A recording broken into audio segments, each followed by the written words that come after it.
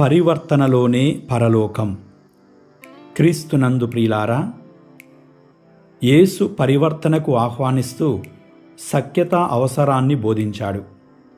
బలిపీఠ సన్నిధికి కానుక తెచ్చినప్పుడు మన సహోదరునితో మనస్పర్ధలు ఉంటే ఆ కానుక విలువ ఉండదు.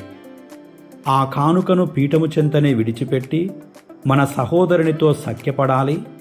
తిరిగి వచ్చి ఆ కానుక చెల్లించినచో ఆ కానుక విలువ గొప్పగా ఉంటుంది.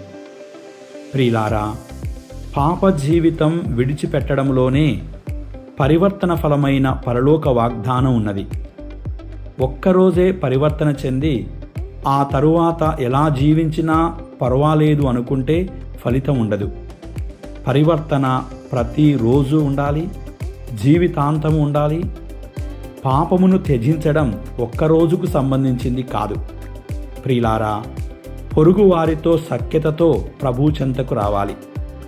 ప్రభువే పవిత్రంగా జీవించాలని మనల్ని ఆహ్వానిస్తున్నాడు. దైవాజ్ఞలు పాటించడంలోనే పవిత్రత ఉంది. కేవలం నియమాలు తెలుసుకోవడంలో కాదు, ఆచరించడంలో పవిత్రత ఉంది. కోపము మనల్ని తీర్పుకు గురిచేస్తుంది కదా. కోపముతో ముడిపడినవన్నీ మనము విడిచిపెట్టాలి. దేవుణ్ణి క్షమించమని అడగడం అంటే సులువే, కానీ ఆ తదనంతరం మార్పు లేనిచో క్షమించమని అడగడంలో ఎలాంటి విలువ లేదు, వరము లేదు, ఫలితము పొందలేము.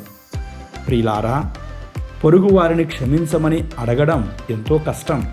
ఎందుకంటే మనకు దీనత ఉండాలి. ఫలితం మాత్రం ఉన్నతంగా ఉంటుంది.